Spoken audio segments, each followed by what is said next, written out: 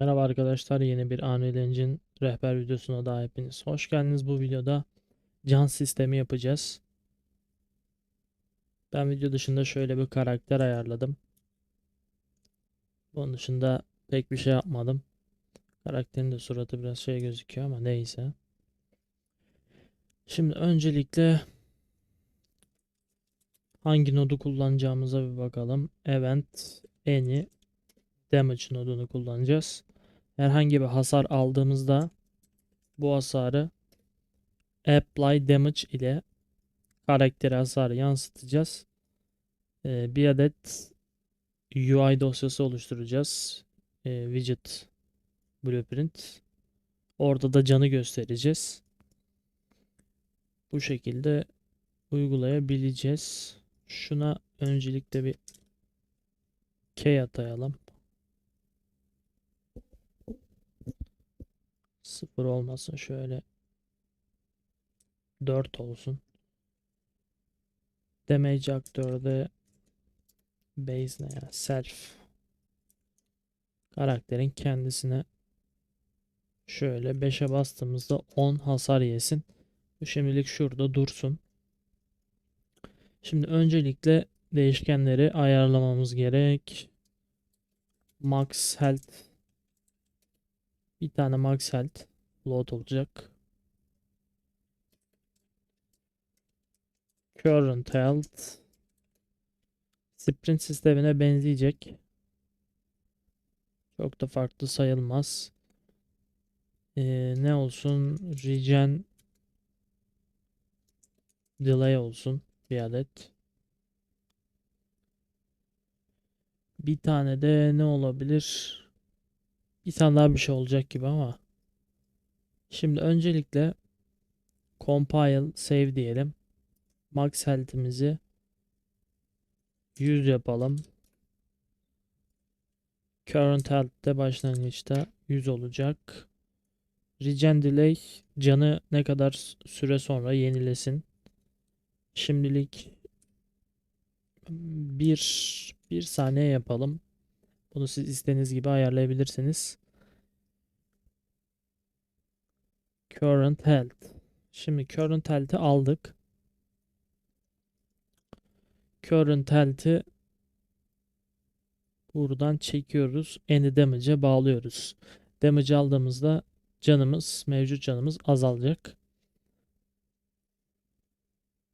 Şöyle mevcut canımız subtract, mevcut can eksi aldığımız hasar damage. Şimdi aldığımız damage'ı buraya yansıtıyoruz. Daha sonra bir adet branch koyacağız. Şimdi eğer current health küçüktür veya eşittir, küçük eşittir sıfırsa iki adet seçeneğimiz var. Şimdi true olursa ne olsun? True olursa karakter ölecek ama bunu direkt print string ile öncelikle bir şey yapalım. Dead yazalım. False'a regen. Buraya da bir regen yazdık. Şimdi bizim third person değil, content UI klasörümüz vardı. Burada stamina vardı. Sağ tıkladık. Yeni bir tane oluşturmayacağım ama buradan user interface'ten bir adet widget blueprint oluşturabilirsiniz. Bunun gibi bir şey oluşacak. Daha sonra buranın içine gelip bir adet canvas atacaksınız. Şöyle sürüklediniz, canvas attınız. Canvas'tan sonra bir adet progress bar. Bir adet progress bar attıktan sonra bizim burada stamina sisteminden kalan bar var. Bunun adına hatta stamina bar yapalım.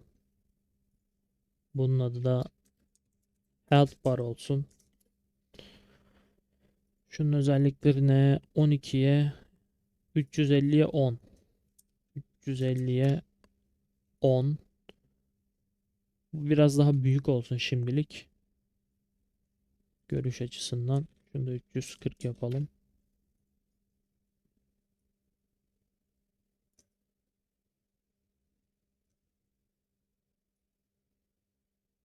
Tamam. Şimdi biz UI için çok uğraşmıyorduk. Önceliğimiz kod.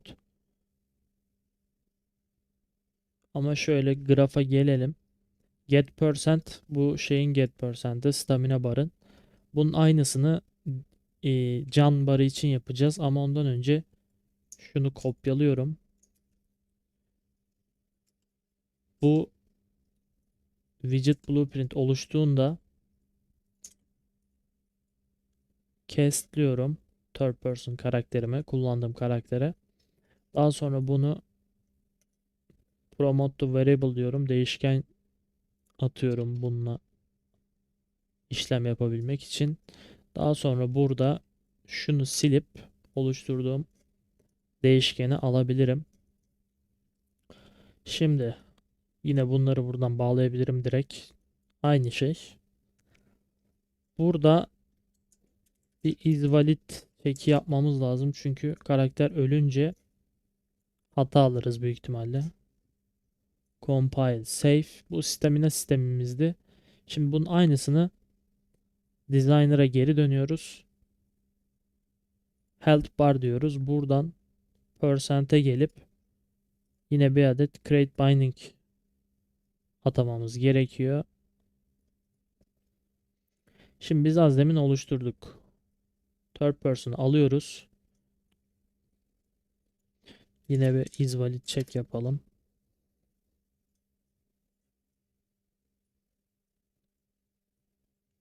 Tamam. Şimdi current health, bunu böleceğiz. Neye böleceğiz? Max health'e böleceğiz. Bu bize yine stamina'da olduğu gibi can oranını verecek. Bunu oluşturduktan sonra nerede bizim event begin play'imiz? Burada olduğu gibi event begin play'de bu widget'ı ekrana vermemiz gerek. Bir adet create widget yazıyoruz. Bu şekilde buradan oluşturduğumuz widget blueprint'i seçiyoruz. Bizim stamina'ydı mesela. Widget blueprint stamina. Opening player'a buradaki gibi get player controller deyip bunu alıp sonra add to viewport yapıp çıkarttık. Add to viewport. Ekrana eklemiş olduk. Bu stamina adı böyle kaldı ama bunu daha genel bir isim verebiliriz. Şöyle hemen. Stamina olmasın. Stats olsun mesela. Otomatik güncelleniyor zaten. Şimdi onu ayarladık. Şurada hasar verdiğimizde canımız sıfır inince öldün diyecek. Ee, Ölmediğimiz zaman da burada bir işlem yapacağız. Şu anlık yapmadık. Regen yazdık. Şunları hemen şöyle bir comment atayalım. Health system yazalım. Şimdi hemen ilerlemeden önce bir kontrol edelim. Gördüğünüz gibi can azalıyor. Sol üstte de regen yazıyor. En sonunda öldü, bitiyor. Bittiğinde ne olacağını ayarlayalım hemen. Karakter öldüğünde mesela ne olsun? Mesh'i alalım. Buraya simulate fizik yazalım mesela. Set simulate fizik. Buraya siz animasyon falan da atayabilirsiniz. Yine buradan collision'ı set collision mı? Set collision enabled yapalım. Şurayı da daha düzgün yapalım. No collision değil. Collision enabled query and physics. Physics only. Şu olsun. Bir deneyelim bakalım ne olacak. Buradan sonra da set input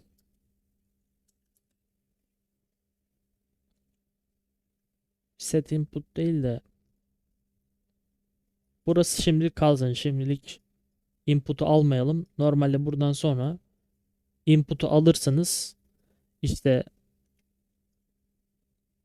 input mod verirsiniz. Ekrana da işte main menü, yeniden başla seçeneği falan o tarz bir widget koyarsınız. Oradan basınca işte ya menüye döner ya da tekrar başlar. Şimdi şöyle bir kontrol edelim bir daha. Şimdi karakter öldü. Ya ölmedi aslında. Destroy demedik. Ama yani şu an gördüğünüz gibi input'unu almadığımız için hareket ettirebiliyoruz. Ama sorun değil, zaten buradan sonra şey yapacağız. Destroy aktör yapacağız işte belli bir saniye sonra ekranda da şey gelecek. Şimdi burada yapmak istediğimiz şey karakter atıyorum hasar aldı ölmedi. Belli bir süre sonra canının yenilenmesi. Bunu sileyim mi? Bu silinmesin kalsın. Ya da bunu silelim, gerek yok. Timer gene set timer by function name kullanacağız. Function name HP regen olsun. Şunu kopyalayalım. Time buradaki regen delay olacak. Yani ne kadar? 1 saniyede bir. Ben hızlı olsun diye 1'i ayarlıyorum ve looping'ini açıyorum. Her seferinde bunu çalıştıracak. Tamam, doğru. Şurayı birazcık büyütelim. Şunu da şöyle bir yere alalım. Buraya şimdi bir adet custom event atıyorum. Adını da HP regen. Buradakinin adı şuraya yazacağımız function name ile aynı olmak zorunda. Şimdi looping'e girdi. Ne olacak? Aynen, şimdi buradaki şeyi ayarlayabiliriz. Ne kadar yenilensin? HP regen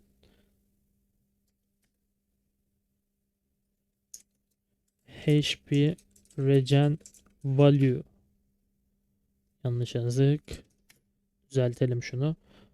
Compile save yapalım bir. Bunun değerini de 10 artsın. Atıyorum.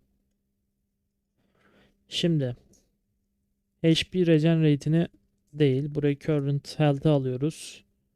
Daha sonra bizim current health'e HP regen value kadar değer ekleyip current health'i güncellememiz lazım kısacası. Şimdi buna add dedik. Nereye ekleyeceğiz? Current health'e ekleyeceğiz.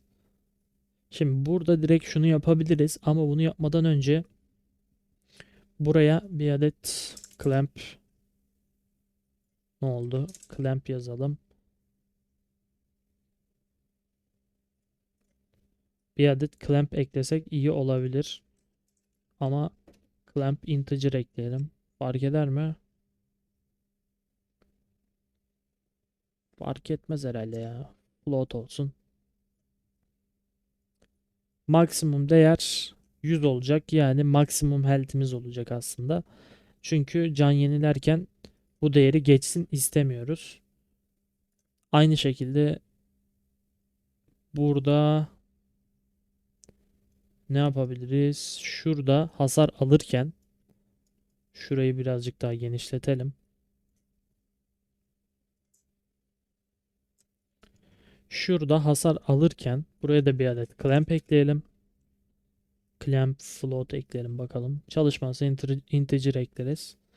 Şimdi buradaki değer de yine 0 ile max health arasında olsun. Yani sıfırdan da aşağı inmesin eksilere. Maksat bu. Burada regenledik. Loop'a girdi. Ondan sonra canımız yenileniyor. Şimdi burada sürekli çalışmaması için bir adet branch ekledik. Branch'i şöyle bakayım. Current health ne zaman duracak? Current health greater equal, yani current health max health'e eşit olduğu zaman max health'e de geçmeyecek şekilde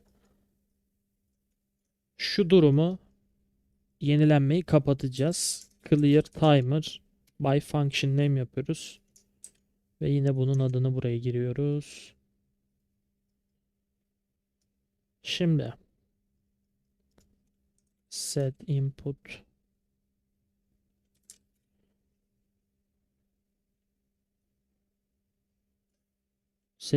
mode UI only.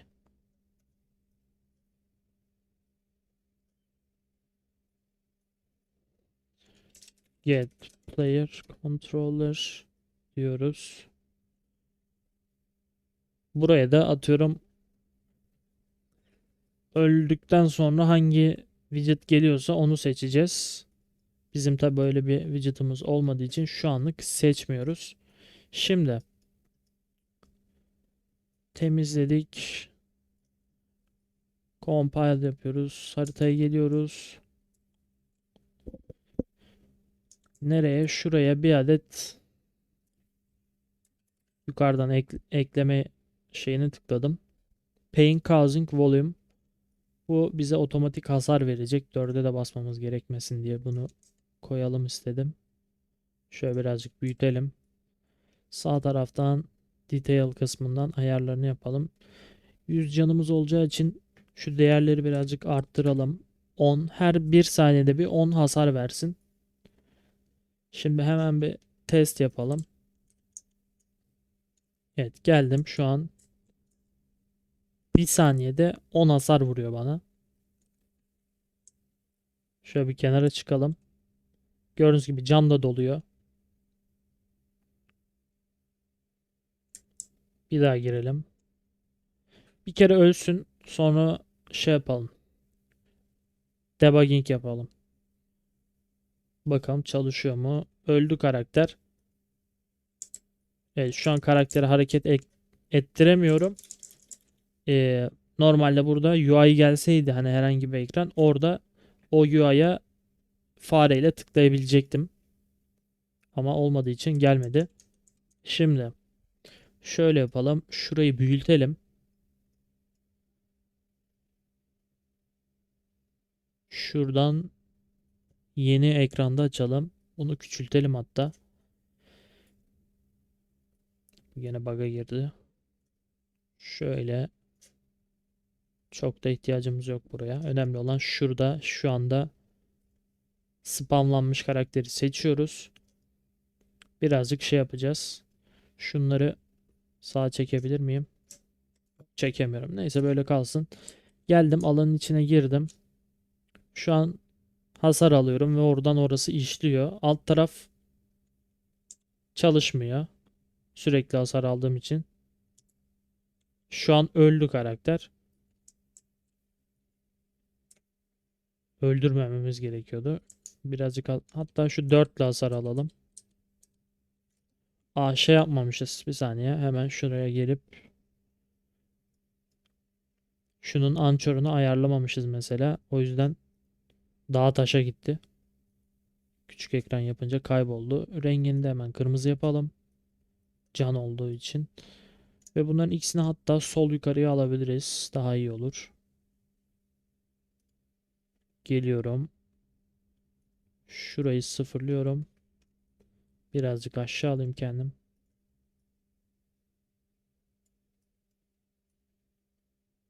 Şöyle olsun. Bu da böyle olsun.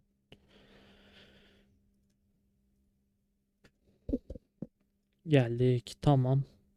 Şimdi şunları birazcık daha sola çekeyim.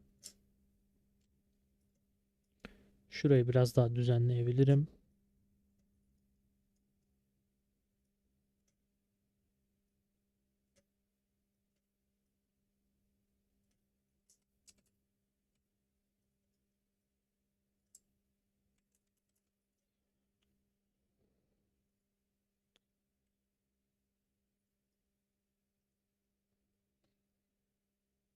Şunu şimdilik kaldırayım. Buna gerek yok çünkü. Buradan sonra destroy aktör yapabiliriz. Atıyorum, burada karakter düştü. PUBG'deki gibi bir şey yapmak istiyorsunuz. Buraya onun animasyonunu eklersiniz.